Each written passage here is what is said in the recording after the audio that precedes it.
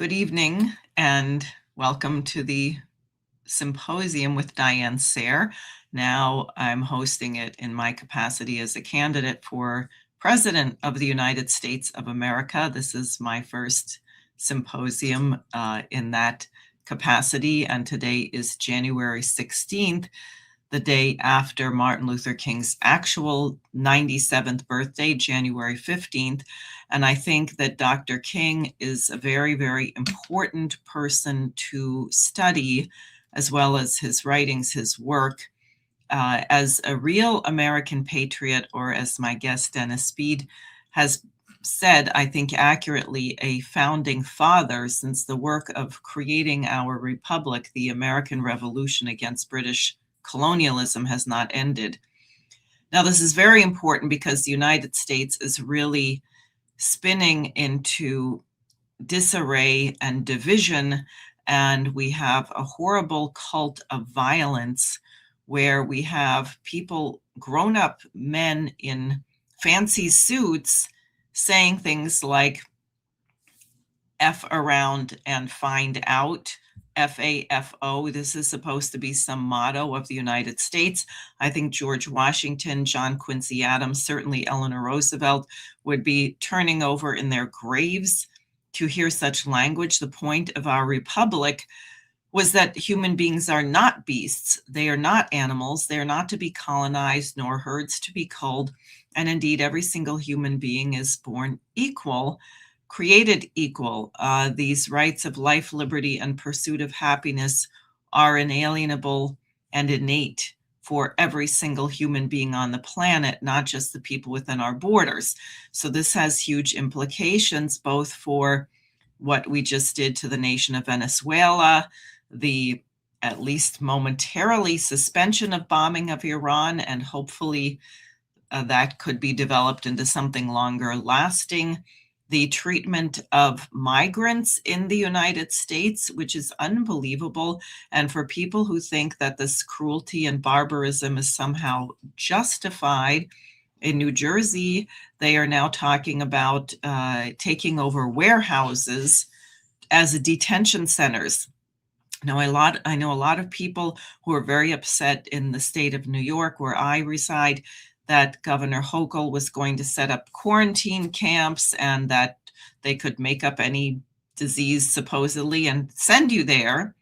Well, please don't think that just because this is primarily for darker complected people who might speak Spanish or French or not look like you, that this is really a migrant detention center. All of this is being done to condition people to tolerate incredible barbarism against each other. And we are being pitted against each other by mega billionaires who really wouldn't be at all bothered. In fact, they'd prefer it if we'd kill each other off and we'd lose our republic. So we can't fall for this. And the legacy of Dr. Martin Luther King, I think, deals with this very truthfully. He was not a squishy liberal. When he said the strength to love, he meant that really.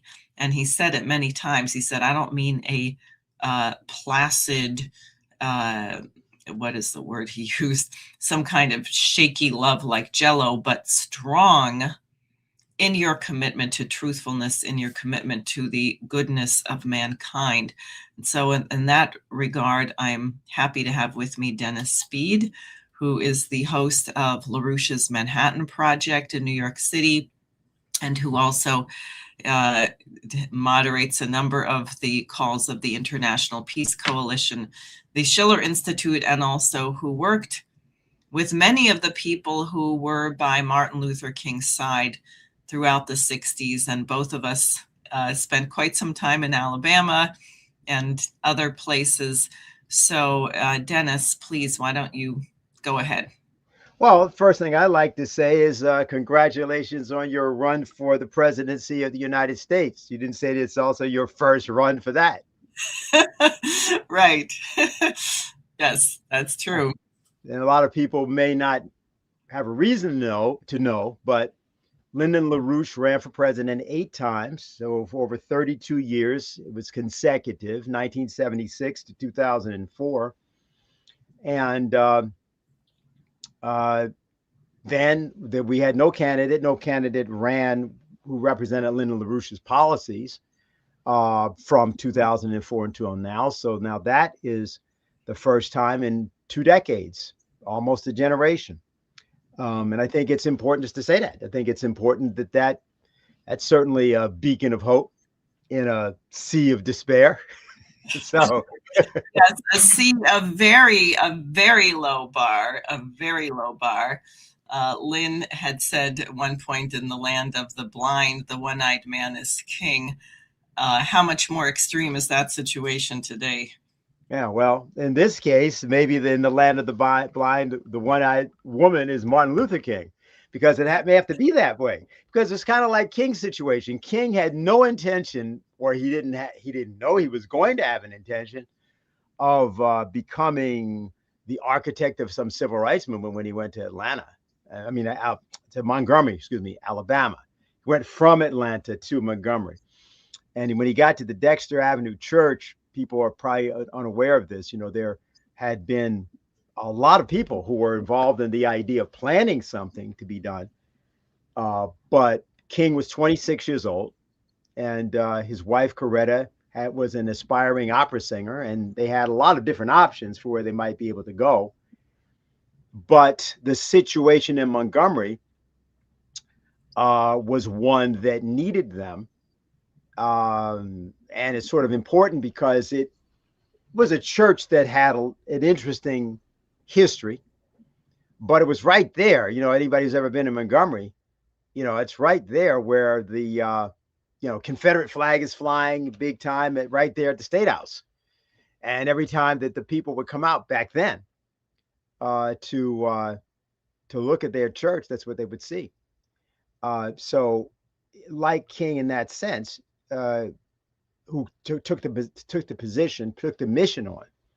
1955, people know Rosa Parks refused to give up her seat on the bus, and then a boycott began, and King, because he was the newest minister in town, became the head of the boycott. So I think I'll just sort of say that much about it. Diane, I think I have one other thing I'd just like to point out to people in terms of how to think about King. And that is this idea that the poet Percy Shelley puts forward in defense of poetry. I'll just refer to its short passage. He says, poets, according to the circumstances of the age and the nation in which they appeared, were called in the earlier epochs of the world legislators or prophets.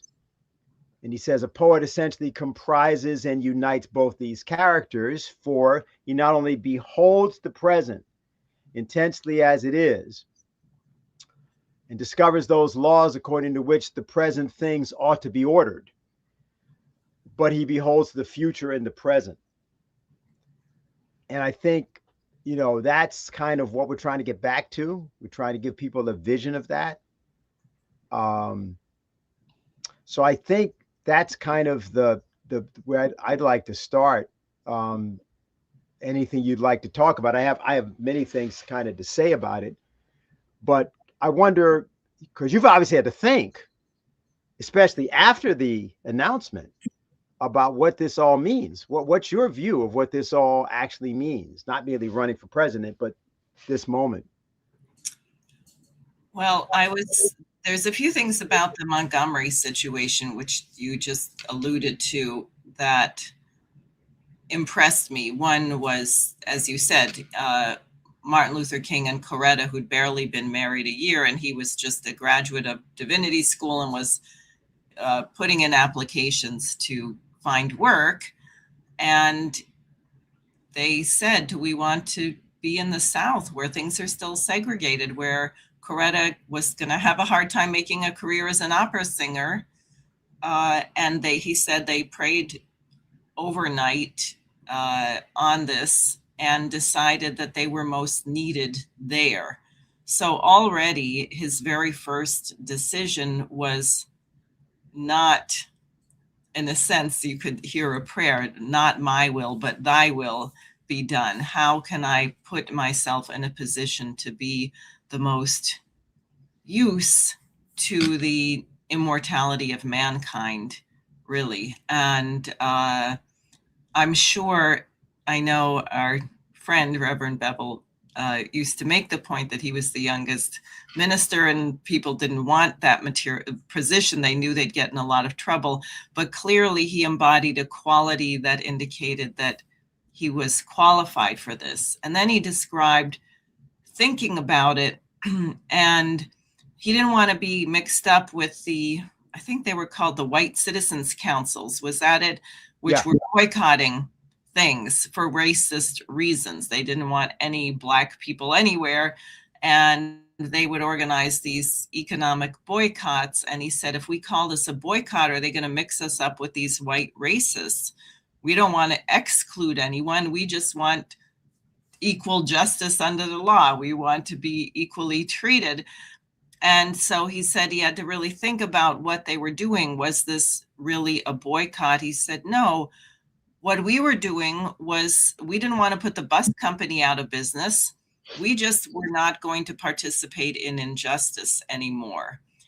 And the way he described, apparently just a few weeks before Rosa Parks refused to give up her seat, I think a 14-year-old girl had been arrested for refusing to stand up for somebody. And by the way, these people were not even seated in the white section of the bus, nor was Rosa Parks. The bus, they had whites only, and then the back part of the bus was unreserved. So in both cases, people were already seated in the unreserved section, but if white people got on, then Black people were required to give up their seat and stand in the back. So there had already been so many abuses that it was at a breaking point. People really wanted to do something. And you needed a person like Rosa Parks, who, in a sense, was unimpeachable, a very dignified, there was nothing you were going to say about she was some radical rabble rouser or anything that could give anyone an excuse to not express solidarity with her. So it was all of these factors.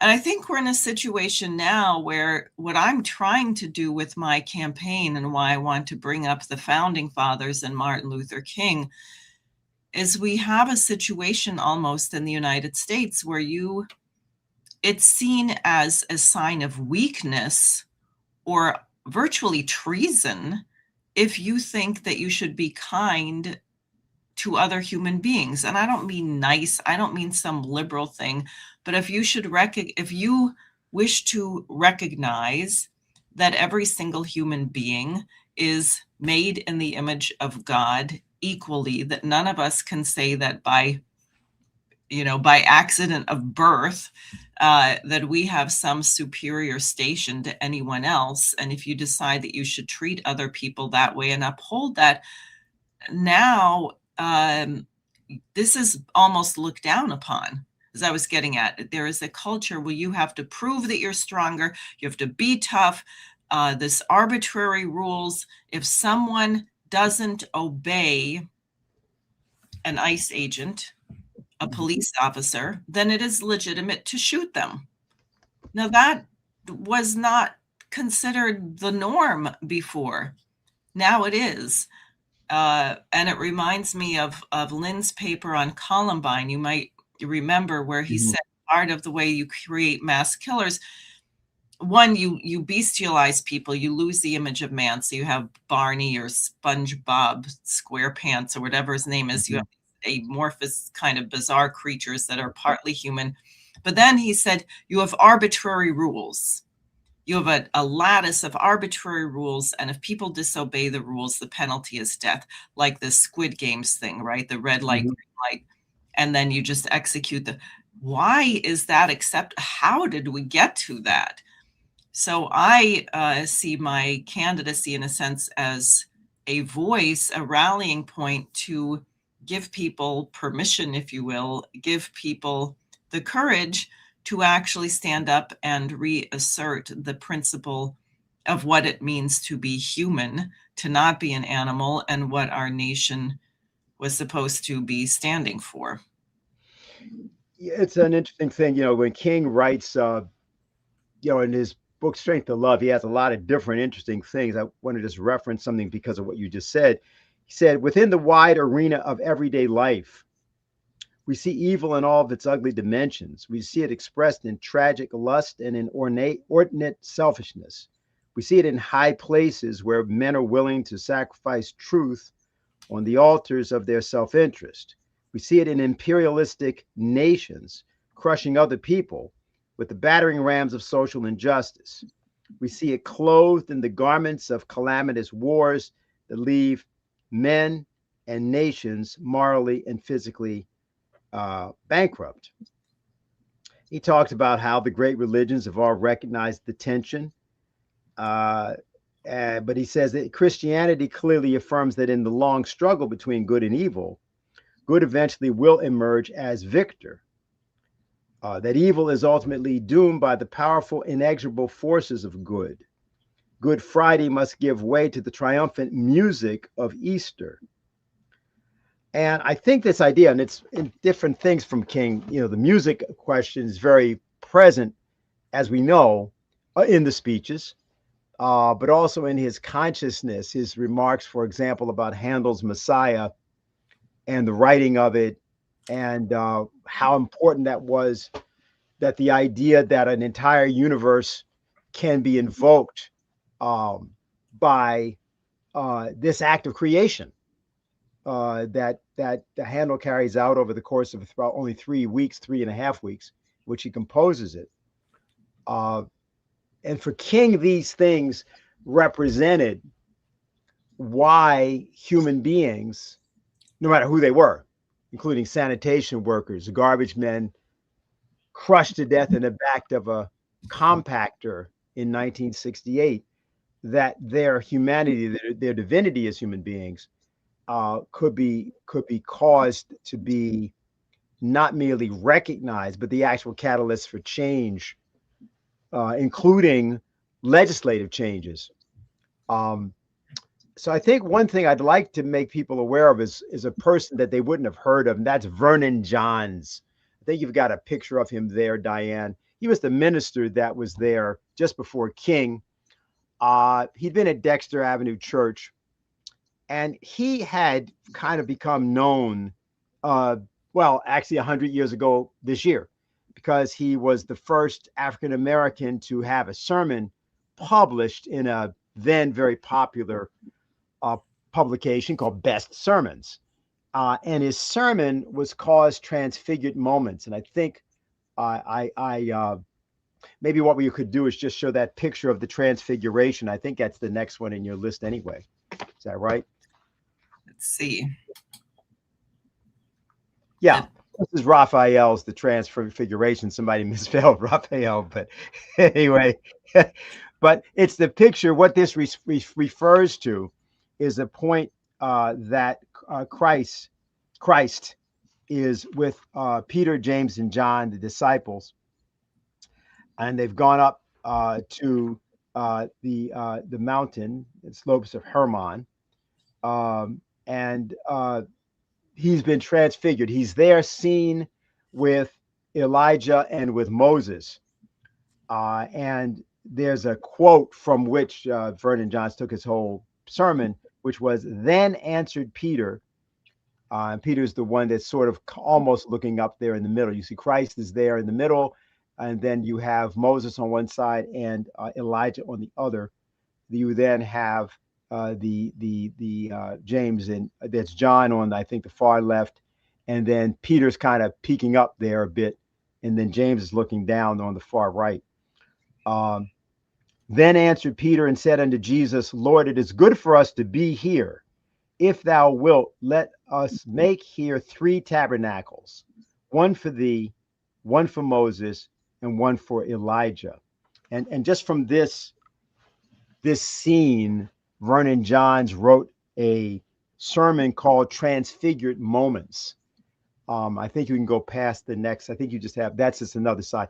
Right. So this is actually the story about Elijah, why Elijah was there. I think people would know why Moses would be there.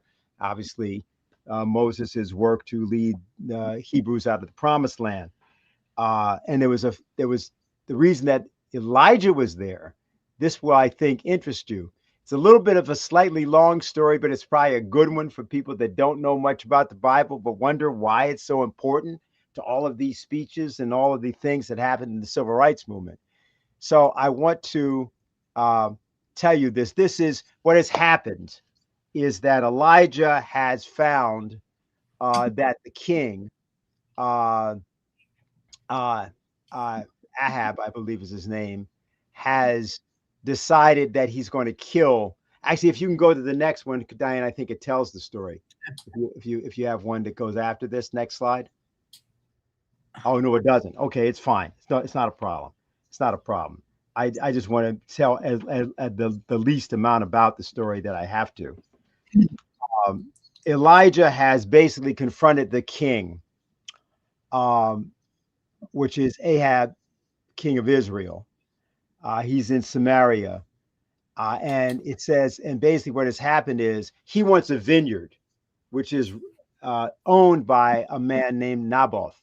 And what he does, he goes down to him and he says, "Hey, you know what? I'd like to have your vineyard because I want to build a vegetable garden right there, and your place is there, so I'll pay you for it. Matter of fact, I give you a better vineyard if you want one." And Naboth says, "No, this is the land that I have from my ancestors. I can't give this to you." And so Ahab gets depressed and he goes back and he's there and his wife sees him. His wife's name is Jezebel. Yes, the famous Jezebel. So what happens? He says, "What's wrong?" And Ahab says, "I went down to see Naboth. He said he won't give me the land. I don't get it." Right? She says, "No problem. Real simple. I'll take care of it." So that's what she does is she contacts some people, some guys she knows, and she says, "Here's what I want you to do. Invite Naboth to a great feast.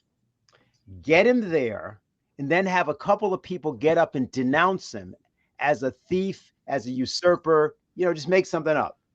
And then come up with a reason that he needs to be stoned to death because he broke some laws." So they create this plot. They have the feast. They set Naboth up. He gets denounced at the banquet. He gets stoned to death. Then the word comes in, "Hey, he's gone." So then she goes back and tells her husband, "Okay, everything is good. Naboth is dead." So what he does, he goes down to take the land. But Elijah, the prophet, has been told all about it by God or by his intelligence sources. But for our purposes, they're the same. And so if you put that slide back up, I'll now just read it off so people get the story. "The word of the Lord came to Elijah, the Thisbite, saying, 'Arise, go down to meet Ahab, king of Israel, which is in Samaria. Behold, he is in the vineyard of Naboth, whither he is gone down to possess it. And thou shalt speak unto him, saying, Thus saith the Lord, hast thou killed and also taken possession? And thou shalt speak unto him, saying, Thus saith the Lord, in the place where dogs licked the blood of Naboth, shall dogs lick thy blood, yes, even thine.' And Ahab said to Elijah, Hast thou found me, O mine enemy?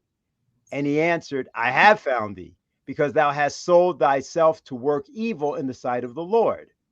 Behold, I will bring evil upon thee, and will take away thy posterity, and will cut off from Ahab him that pisseth against the wall. Yes, that's there in the text.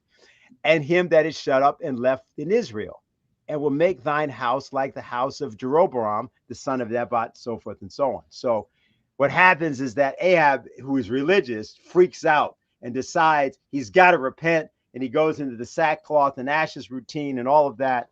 And he actually does. He is forgiven in the sight of God. But what the importance of the story is, and why he's there with Jesus, and this is the point that Vernon Johns makes, is that these are transfigured figures. That is to say, and if you go to the next one now, Diane, you'll see the next slide here. I think Can you see it? And of Jezebel, is that it? Oh, let that go. We'll go past that. We Okay. don't need that It's now. kind of scary. Okay. Yeah, yeah. Okay, so John says this: it is good to be the possessor of some mountaintop experience. So he's taking the experience of the apostles who were there with Jesus, who's there with Moses and Elijah. And what happens is that in the painting, as Raphael shows, Christ is transfigured. He's lifted up from the ground. His garments become blindingly white. There's not any discussion that happens with Moses and Elijah, but there is a voice that says something to the effect like, "This is my son, listen to him," to Peter, James, and John. Peter's the only one that talks. The other two were, too freaked out to talk. And what Johns is saying is this: he says, it is good to be the possessor of some mountaintop experience. Not to know life on the height is to suffer an impoverishing incompleteness. To be sure, there is better opportunity for practical pursuits in the valley regions, and life is easier and safer there. But views are possible from the mountaintop which are not to be had in the valley.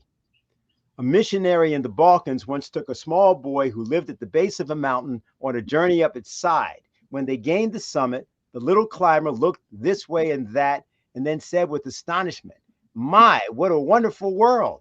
I never dreamed it was so large. Horizons broaden when we stand on the height." So I think, Diane, let's just talk about this a bit, because of course, he's invoking that image we're going to hear later from King about, "I've been to the mountaintop." And of course, when we hear it, because of the way it happens in the speech, we all can think about it as Moses, right? Because he says, like anybody, I would like to live a long life. Longevity has its place. And I've seen the promised land. I may not get there with you, right? So people think of him, oh, yeah, this is king as Moses. But there's also a transfigured king like Christ with Elijah and Moses. And I think that that's another possible reading of that, especially when you consider that he begins the speech by talking about speaking to God. Right? So, what's your view? How do you react to some of this? Well, I'm thinking about the transfigured person, or one of the things about Martin Luther King that is not well known is that he used to carry a gun. Wasn't it Abernathy who convinced him to put it down? No, that was actually Bayard Rustin. Was it? Okay. Bayard did it. You want to tell that story? Because I think people would... Yeah, well, Bayard Rustin was a bit of a wild man. He had an interesting background. He had been in the Trotskyist movement. He'd been a Quaker. Right? Actually, he was a Quaker at that point. Fellowship of Reconciliation. He was a well-known singer. And he was an agitator, and he was nonviolent. And King was not. King, at the time you're talking about it, that's right. He was there, and he was carrying a gun in the glove compartment of his car. And Bayard knew about it, came down from, he was spending a lot of time in Pennsylvania, actually in Chester, Pennsylvania, I might add, at that time. Because also, see, King had been educated, so people know, at Crozier Theological Seminary in Chester, Pennsylvania, and he had preached in Chester as a young man, just as a trial preacher. Actually, but that was only 2 blocks from my house. I never went over there to see him, but he was there. And Bayard knew he had the gun, came in and talked to him, and said, "You can't carry a gun." And King said, "You're insane." And there was a 3-day argument. And over the course of that 3 days, King became convinced that Bayard was telling him the truth. And though he was terrified to do it, he took away the gun. And when the boycott then ended successfully, with the recognition by the federal government of the United States of the efficacy, through the court system, that the boycott was justified. Uh, then King, after that, decided that he was going to make a pilgrimage also to India and talk with Nehru and other people that were involved in the movement. But you're right. So that's a good example of a moment of transformation, transfiguration, you could say, but transformation, I think, is probably a better word. There were similar experiences also with Birmingham, because remember what happened in Birmingham in April of 63. Remember, the bus boycott is 55 to 56. And so there's a long period where King is doing things around voting rights and other things. And some of his movements are very successful. But when he's in Birmingham, he gets to the point that he knows he's going to have to defy the Kennedy administration. They have an injunction against any kind of a march or any kind of action by the civil rights movement in Birmingham, which means against him. And so when he decides to continue those actions, he gets arrested and he's placed in the Birmingham City Jail. And he full well expects to die there. I mean, he doesn't know, but it's Bull Connor's jail. And he writes the famous letter from a Birmingham jail, which for him was sort of like Paul writing from prison. And that's when he excoriates the church, particularly the Northern Church, for what he thinks about as being a kind of weak need,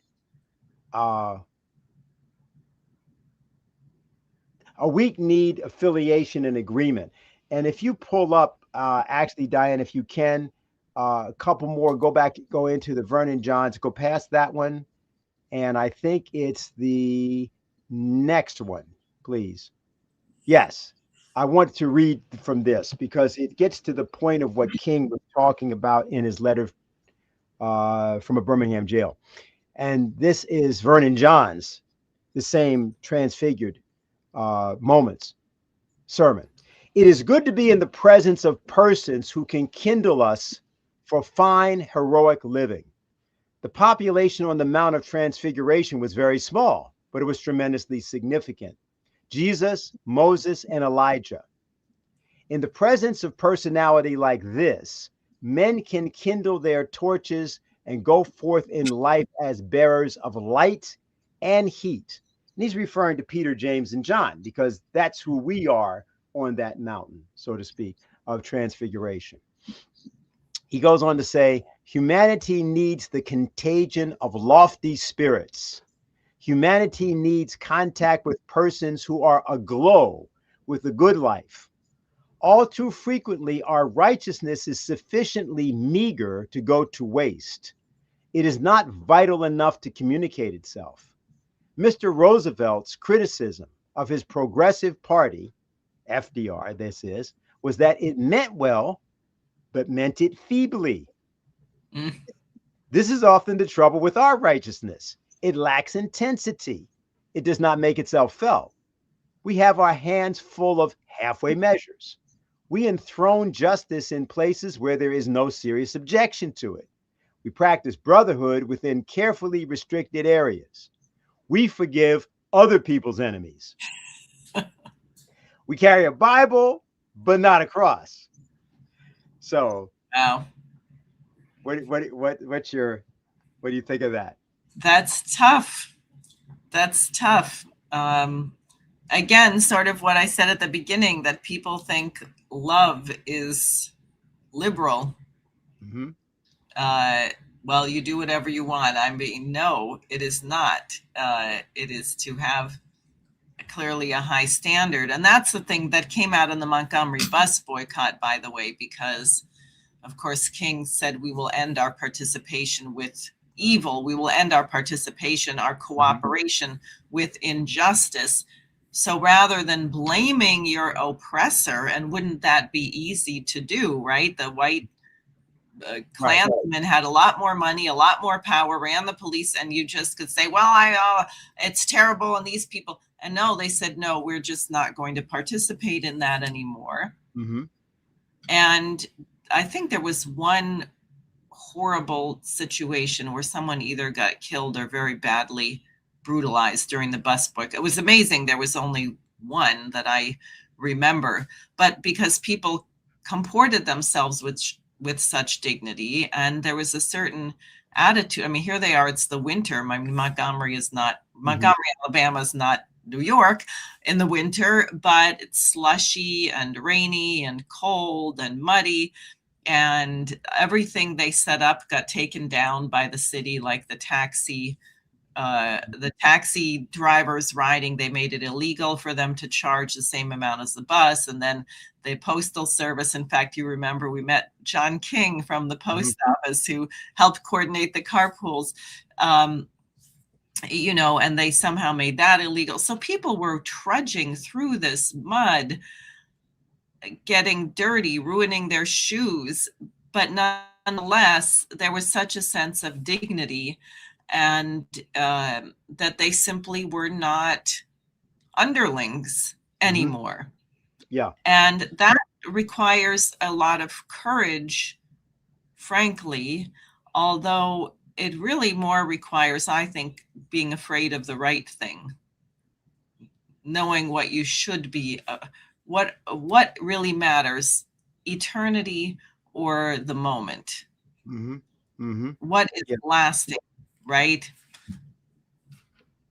Yeah, it's important. I think people also just realize that the LaRouche movement had direct contact with many of the people who actually were involved in this. There was, of course, Virginia Dore, for example, who, was rich, white, and was organizing also a women's auxiliary from to get their maids basically transportation, because they weren't going to clean up. Okay, Right. you had all, so she managed to do that. And you had some other, was it Posey? Was that the name of the man? E.L. Posey, was it, who had the taxi cab service? I don't remember. That Yeah, I sounds think it was Mr. Posey. familiar. I think Yeah. that was it. And we met him, of course, and we knew other people directly. And in the days where you talk about us being down in Alabama, that was back in 1992. For people who would not know, Lyndon LaRouche was in jail.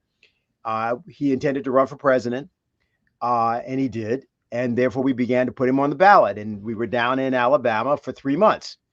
And we went also into South Carolina doing that. We did some other things in some other states. We were in Alabama for 3 months. We were there for about a year.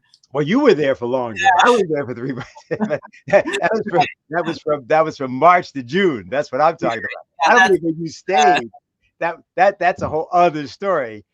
Right. Which people should know. And I'm glad you actually put it that way so that I can tell that story, because we did, for a period of time, just couldn't sustain it. We were going to create an organization in the South and just pull together a lot of the people that had come from that original movement at that time. Many knew us, of course, Amelia Boynton Robinson, who was very important to the story in Selma, Alabama. Not merely because, she was one of the people. Without Amelia and her husband, there would have been no case in Selma, not in 1965, but in 1961. The very first cases that started around voting rights were begun on the basis of the files that were compiled by Amelia Boynton Robinson and her husband, Sam Boynton, who had been the heads of the Dallas County Voters League. And for a period of 30 years, they've been trying to register Black people to vote. I think they have registered 8 people or something in that 30 years because of the fear and because of the obstacles. But they had all kinds of files about this. And I think they had over 80 different cases that were then appropriated by the Department of Justice. This is Robert Kennedy's Department of Justice. And this was during the very early days of the Kennedy administration. We often don't talk about that. We tend to talk about Amelia because of her being beaten on the bridge in that context. And of course, Amelia Boynton Robinson, for people who don't know, was the vice president of the Schiller Institute, for about 28 years, from the mid 80s until about 2008 or thereabouts. So our and Diane's your direct association with this is intimate.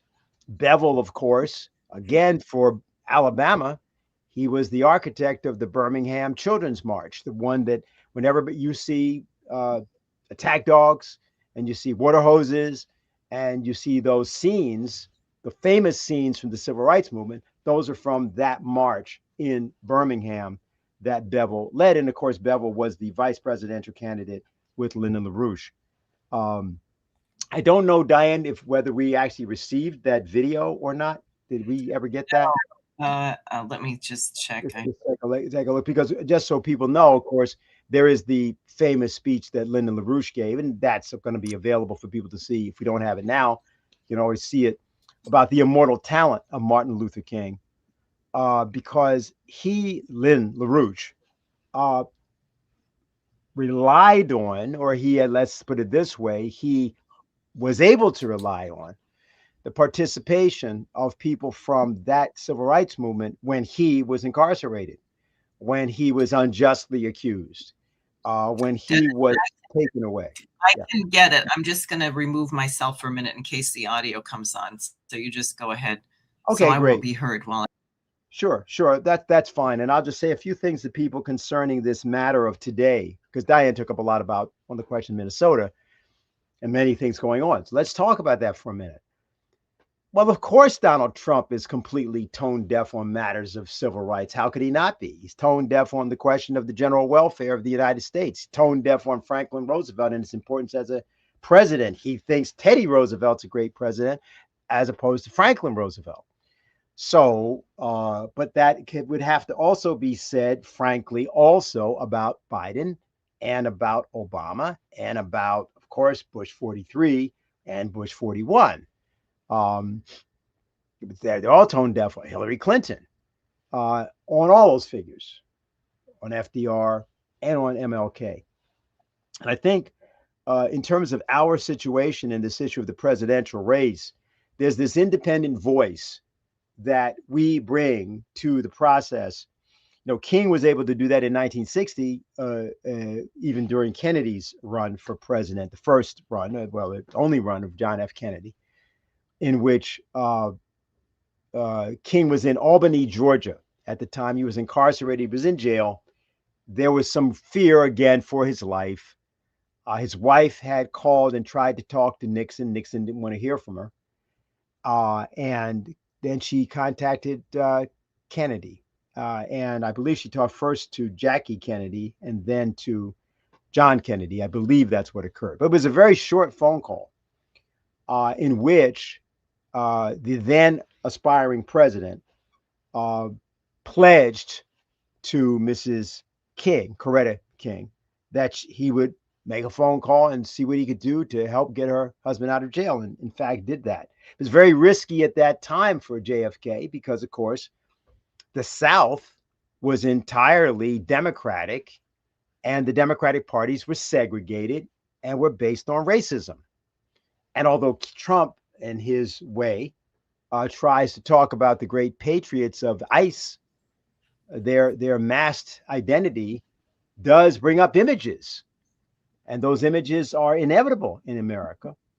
And their behavior in the context of what is happening is very much reminiscent of the behavior that people faced. And they happen to be African American at that time. Now it's everybody.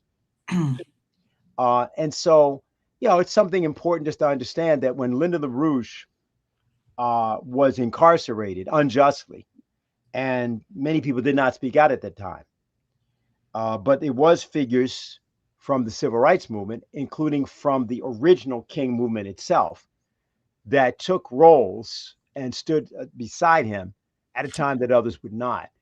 And so we always like to make sure that we not just pay homage to that, but let everybody who knows us now and didn't know us then understand that when we talk about an independent presidential candidacy today, we're really talking about something unlike what everybody else will think about in terms of electoral politics or the idea of raising matters like the land bridge, like the Oasis Plan, like the idea of Helga Sepp LaRouche's 10 principles for new security and development architecture.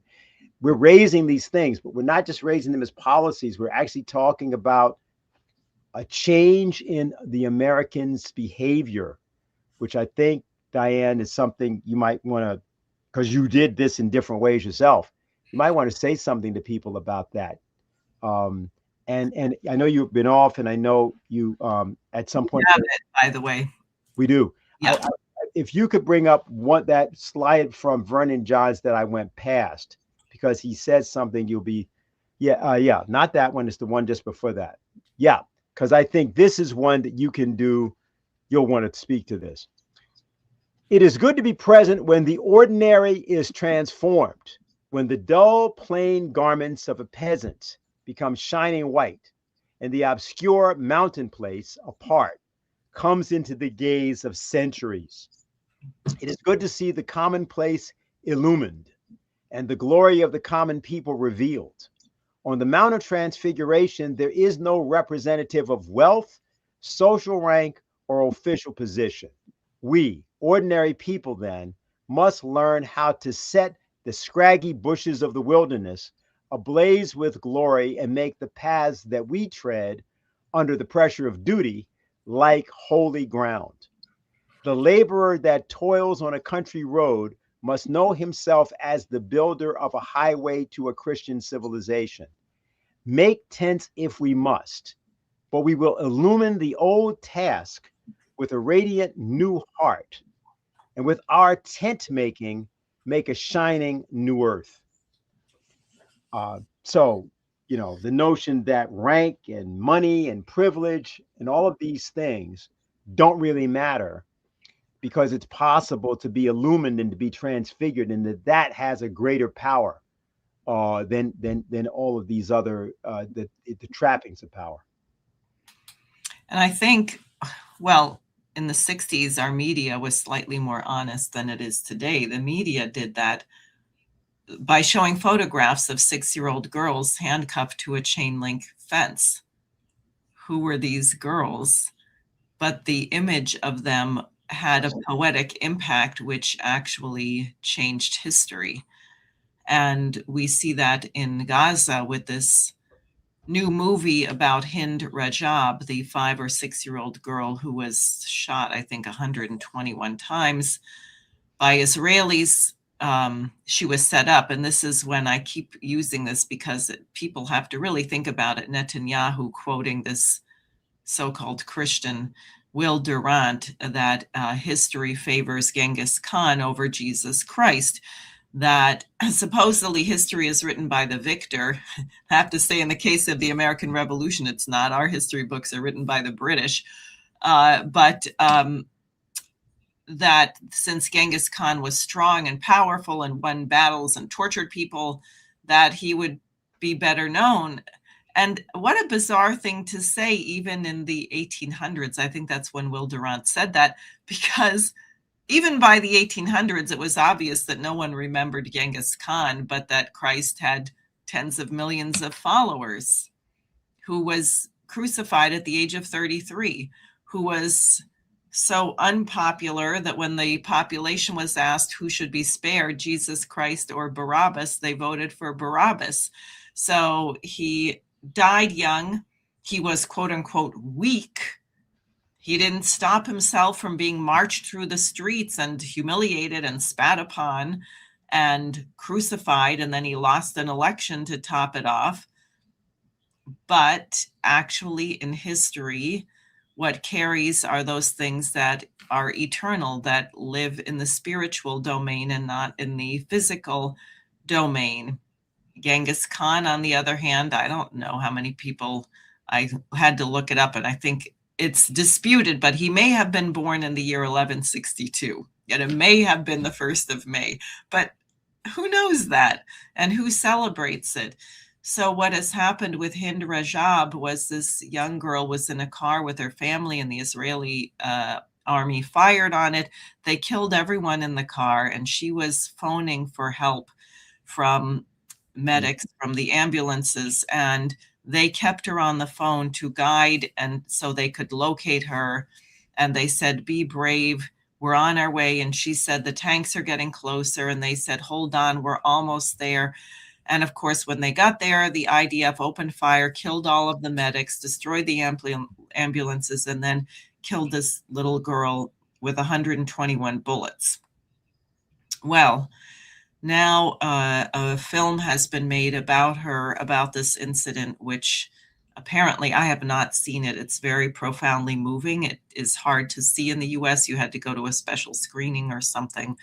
But I am certain that generations from now, the story of Hind Rajab will be known much better, and her name will be known much better than that of Bibi Netanyahu. And I think it really undercuts what this crowd of FAFO says, might makes right, or Stephen Miller, why are we ruling Venezuela? Because we can. Because we can. That's why we're doing it. No, and you know what? It doesn't work. And you're not going to really be ruling it, actually, because that's not how the world works. That's not how history is made. And I think the American people better figure that out very quickly, because things are not going to turn out in the way that you are expecting. I think we can let's take a look at the section from Lynn, because I think it kind of takes up what you're talking about right now. And maybe I have a couple of thoughts about what you had to say, but I think maybe Lynn does it a lot better. Good. Here we go. Sorry, it seems to have started a little early. From the political process as such, but from the people. The natural leader is one who comes not from the political process as such, but from the people. Martin never achieved political office. Yet he was probably as important a figure of the United States as any modern president. He achieved that. His authority as a leader came from the people. He fought against the people and with the people to free them. He was a leader in a true sense. His power as a political force in the nation and in the world came from his relationship to the people. And that's our situation today, and what I'm so glad to be here and have this opportunity to be with you. Because you typify those who are struggling in this country and abroad for the so-called forgotten man. As Franklin Roosevelt was summoned in 1933 to the presidency. 80% of the population of the United States in particular, and many around the world, are the forgotten man and woman. Nobody really cares about them. Take the case of healthcare, healthcare history. Take the case of all kinds of things. The only way you can renew a nation, as Martin made a great contribution to renewing the United States, is you have to go to the forgotten man and woman, especially to the have-nots. And if you can express a loving attitude toward the problem of the have-nots, those who are on the lower side of life, then you are capable of representing the principle upon which modern government should be based. The same principle that Jeanne d'Arc made possible in a sense in her contribution to the emergence of France as the first modern nation state committed to the general welfare. If you want to be a true politician, you must be committed to the general welfare. You must be committed to mankind. And to be committed to mankind is to look at the person who's in the worst condition in general and uplift them. Then you really have proven that you care about the general welfare. If you don't go to those people, you're not with the general welfare. If you don't have your roots in a fight for the general welfare, you're not capable of leading our nation, which is a nation constitutionally committed to the general welfare. Martin had that. All the great leaders of history have usually come out of that kind of background. They were not born leaders. They were not elected to be leaders. Some of them became elected in the course of life, but they didn't start out and establish their leadership by being elected. They established their leadership by finding their roots in the struggle for the well-being of humanity. They became the representatives of some group struggling for their rights, or advocate of that group struggling for its rights. And they rose to a position of leadership because they had the moral character built into them in the image of the passion and crucifixion of Christ. And as they get deeper into the business, and it becomes more dangerous as they get more influential, life does become more dangerous as you become more influential.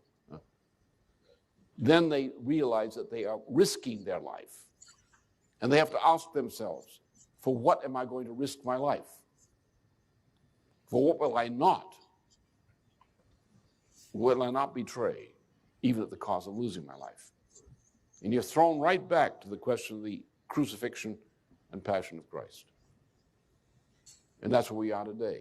Martin had that. The problem in the United States and the movement today is we have, in the movement itself, has become too, shall we say, civilized in going along to getting along with the political establishment. And is intending to believe that the road to success is going along to get along. You lose sight of the passion which should motivate the true political leader. Okay. Yep. Well, that's basically what you had in your leaflet. Yes. Yeah. And it is very striking that this "Make America Great Again" mantra has not taken up. In his first term, President Trump talked about the forgotten men and women of the nation. Now the forgotten men and women have been Forgotten. Truly forgotten. Exactly. They are forgotten. And it is not addressed. And I think because the people in there now, well, really because they have no interest in solving it. And frankly, they don't know how to do it even so. I mean, the kinds of things that are posted on Truth Social about how everyone's doing great because the price of gasoline went down, or the tariffs are bringing prosperity. And, I mean, or the plan for a 50-year mortgage. Yeah, let's make your house affordable. You can be indebted and pay the bank 3 times what the cost of the mortgage is by getting a 50-year. I mean, it's just, it shows no understanding at all of physical economy, but also of what it means to actually be human. I think it's fascinating to think about the idea that we're here in 2026, and among other things that we did tonight, we're talking about a sermon written in 1926. Let me just read for people just the what was in the best sermons to introduce this sermon. Just think about this in terms of what you heard. Mr. Johns, Vernon Johns, is the first colored preacher to appear in Best Sermons, and it is both an honor and a joy to bid him welcome, alike for his race and his genius. Talks about him being born in Virginia in 1892. Educated at Union University, Oberlin College, and Virginia Seminary, later studies in the University of Chicago. He was ordained to the Baptist ministry in 1918. He'd been 26 years old when he was ordained. After teaching homiletics and the New Testament interpretations in the Virginia Theological Seminary, goes through with some other things. He says in 1920, he became pastor of the Court Street Church of Lynchburg, one of the old colored churches of the South, organized many years before the Civil War. So we're hearing from a voice. This was published 100 years ago, but clearly echoed in what King did in 68. But then again, what we just heard Lynn talk about, spoken about in 2004. So I think what gets fascinating about looking at this, and I put it this way because look, I hope people are clear about the woeful inadequacy of the occupants of the presidency for the past 25 years in particular. And I think it's best to confront that. You know, there's a need for a maturity in the American people. And I think I just tell one story, Diane, in my last kind of conclusion. It came to mind when you were speaking before about the 5-year-old, 6-year-old girls being chained to a fence. You know, when King got out of Birmingham jail, there was a lot of criticism that came his way about the Children's March because he had these young people and they were 5 and 6 years old, just like you said. And, you know, they were obviously in danger. What happened with this was that King went to talk to Bevel because King didn't come up with that. That was done by Bevel while King was in jail. And it was done over and against the objections of people like Wyatt Walker or other people that were actually in charge of the march. Bevel was only in charge of direct action, and he had organized the kids by pretending to be organizing a party, and it was broadcast by the local DJs as happening at the 16th Street Church. And they broadcast the time, but they didn't say that it was going to be AM. And that time was something like 8. Parties at 8. It's 8 a.m. So all the kids go to the church. Now the kids' parents don't know they're going to the church. That was not worked out. So what happens is Bevel's got about 2,000 kids in the church. And sometime around about 8:30, 8:40 or so, people notice that the kids are not in school. And what starts to happen is calls go out from the truant officers to the parents. Where is your child? Now, the parents don't know where their kids are. They think the kids are going to be at school. Meanwhile, Bevel's got them in the church singing, and they're doing, you know, all kinds of songs. And of course, they're all upbeat because they're kids. And what he does is he wants to get them to go downtown to integrate the Woolworth's lunch counters. So what he does is he sends 50 kids out the front door, right into the hands of the police. And then he sends 50 kids out the back door, running downtown. And so the police have to try to catch him with the paddy wagons. Then he sends another 50 kids out. And so what happens is pretty soon there's a kind of chaos out on the street. The police decide this isn't going to work. So they bring out the water hoses because now they're going to water hose the kids off the street. But this now becomes a game because, of course, there's various kids playing in the water and trying to, you know, avoid being hit by the water. The parents begin to come down because they figured out now that their kids are at the 16th Street Church. But the parents are actually not part of the demonstration. They're just coming to get their kids. They're pretty mad. The police see the parents coming. They don't know. They figure they're part of the thing, of the whole action. So they turn the water hoses on the parents. And then they get the attack dogs out there. And the whole thing turns into this melee. And then Bevel comes out with a bullhorn and says, okay, everybody, that's it for the day. I think we made our point. It's all over the place. Of course, what ultimately happens is, so people know, the pictures go out, as you said, everywhere of this action.